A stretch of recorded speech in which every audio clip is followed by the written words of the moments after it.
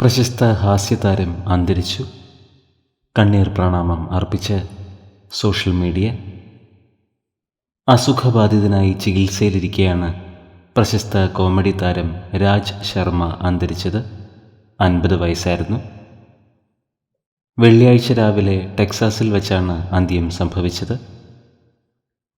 2001 മുതൽ ഹാസ്യരംഗത്ത് സജീവമായിരുന്നു.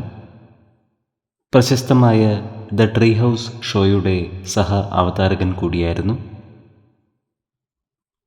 50-ാം വയസ്സിൽ രാജ് ശർമ്മ അന്തരിച്ചുവെന്ന് ആരാധകർക്ക് വിശ്വസിക്കുവാൻ കഴിഞ്ഞിട്ടില്ല.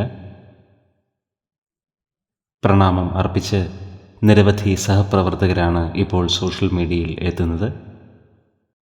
കഴിഞ്ഞ വെള്ളിയാഴ്ചയാണ് പ്രിയതാരം അന്തരിച്ചത്.